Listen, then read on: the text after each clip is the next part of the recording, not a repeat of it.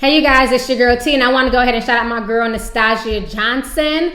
Nastasia is one of the first ones to send me this story concerning, once again, honey, our favorite female rapper after Nicki Minaj, honey, Azealia Banks. Yes, Azealia Banks is back in the news, but this time she's back in the news for her tweets. Her tweets have gotten her in a lot of hot water. So what's going down is that basically the other day, there was a satire news article posted online. In this satire article, it basically stated that Sarah Palin said that slaves thought that slavery was a good thing. So a lot of people were confused by this. Somebody sent the article to Azealia Banks, and she took to Twitter to go off on Sarah Palin, and basically also said that she wished they could find the biggest, burliest black men out there and for them to basically gang rape Sarah Palin. So once her tweets went viral, Sarah Palin went off on Facebook, told her about herself. After Azealia Banks got egg on her damn face and she realized that it was a satire news article, she then took to Tumblr and wrote this long ass letter apologizing to Sarah Palin.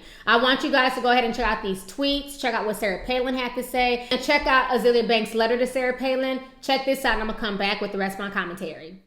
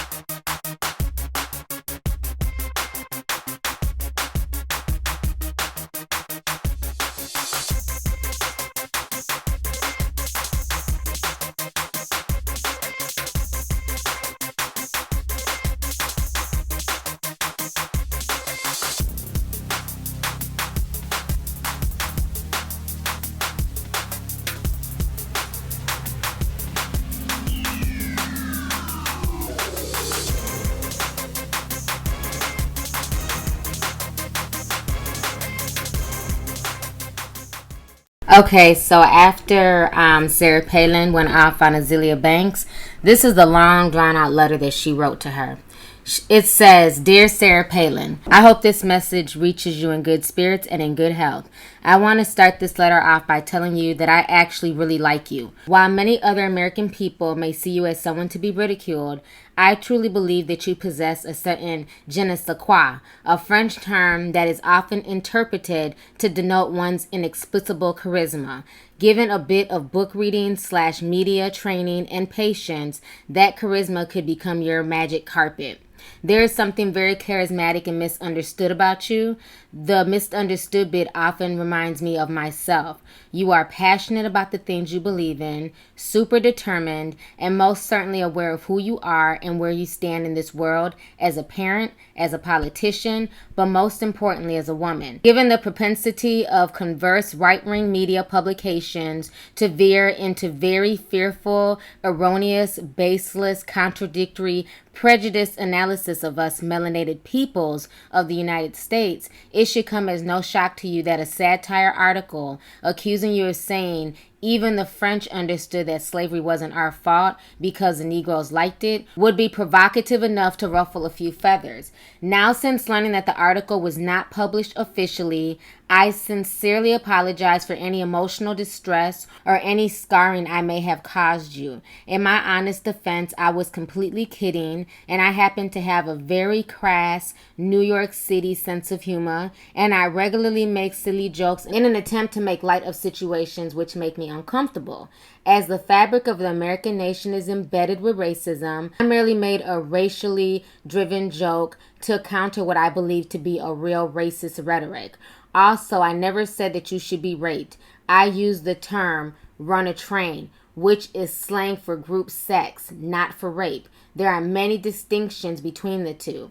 As a woman, I would never trivialize something as lewd and criminal to provide myself any sort of comic relief because it simply is not funny. And no, UrbanDictionary.com is not a reputable source for information to seek clarity on the aforementioned dichotomy. However, I find great irony in the right-wing media's attempt to victimize you in this situation. Seeking empathy through sensationalism is something that left-leaning liberals are frequently ridiculed by the right. But American hypocrisy is nothing new. Considering the immense of 2016 polarizing presidential election, I've taken it upon myself to do my own social research. I've recently had the opportunity to indulge in a few lengthy conversations with some very popular conservative figures. I've concluded that amongst the millennium conservatives, censorship paired with questionable social necessities for political correctness are atop the list of social grievances. It is as though the newest generation of conservative voters desire the right to express their true feelings, free of any filter and free of any consequences. I too harbor a similar sentiment regarding censorship, self-expression, as I am an artist. I cherish my ability to express myself freely, yet remain totally aware for every action there will be a reaction. All in all, woman to woman, I hope you will accept my sincerest apology. Sincerely, Miss Azealia Banks. P.S. I'm an extremely intelligent woman, Miss Palin. Hey, female rapper, was your way to euphemize what you really wanted to say. And what you wanted to say is, hey, little stereotypical black thing. Realize that stereotypes are a product of what I like to call critical white gaze. The basic fundamentals of critical white gaze are fear, ignorance, curiosity, and fetishization. Intelligence is not something in which can be qualified in 140 characters. Twitter is not real, and neither is your opinion of me. If Bristol Palin had listened to my music, she probably wouldn't have all those goddamn kids. P.S. Hashtag ISIS, hashtag IUD, hashtag stay in school, hashtag cause it's the best. So that is the letter that Azealia Banks wrote.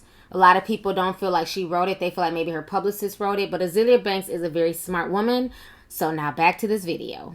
All right, so you guys just saw the tweets, the letters, and everything else. And as of today, Bristol Palin is also going off on Azealia Banks as well. Now, a lot of people want to know my opinion on this entire situation. And this situation is really, really unfortunate, okay? First of all, like I told you guys before in my last video about Azealia Banks, a few weeks ago, she decided to commit Twittercide by basically deactivating her Twitter. She said Twitter was just too much drama. She was done with it. And then once she dropped her mixtape, she decided to reactivate her Twitter account and jump back on Twitter. See, I think Azealia Banks should have just stayed away from Twitter because Twitter has done nothing but ruin her career. And this is all her fault. So my thing is this. One thing I do hate, and I will admit to this, is satire news articles. I don't even understand the point of them. These websites are posting blatant lies. So now this is my thought on the entire situation, okay? Sarah Palin is upset. She's not taking Azealia Banks' apology, and she's let it known that she's going to sue Azealia Banks for defamation and for harassment because after Azealia Banks posted those tweets, her fans later on went to Sarah Palin's Facebook page. They attacked her on Twitter. She got sent all types of death threats. So now she's holding Azealia Banks responsible, okay? Now, the thing that bothers me with that is, while I don't feel bad for Azealia Banks, because Azealia Banks needs to realize that before you speak on anything, you need to make sure it's factual. You can't just see something online and run with it because these satire articles and these satire websites are out of control. A few years ago, the only satire news website was The Onion, and you knew that it was a satire site. You knew that it was a satire paper. But now there's so many websites out there who just print nothing but fake stories. You know, it's crazy, and I've even been caught up in it before on Facebook where I see a story like, damn, this nasty mother effer done shitted in the chili at Wendy's. What kind of sick shit is this? He needs to be arrested, da-da-da-da. And then only later find out that it was just a hoax. So that's the thing. You always want to do your research. You never want to just run with anything, and especially when you have a platform. You have people who listen to you, and that's why with me on YouTube, I don't care about being first. I would rather wait a few days, gather the facts, cross-check with other legitimate sources than to just, post a story on YouTube just to get hits and just to get views when you don't even know how accurate that story is. That's where a lot of people end up getting in trouble because they hear something and they just run with it. And Azealia Banks should have had enough common sense to realize, why would Sarah Palin say something like this? You know what I'm saying? She should have checked that article out and made sure it was legit. And there were other people in that comment section of that article who also thought it was true, and people had to point it out to them that, no, this is satire, this is not a true article. article.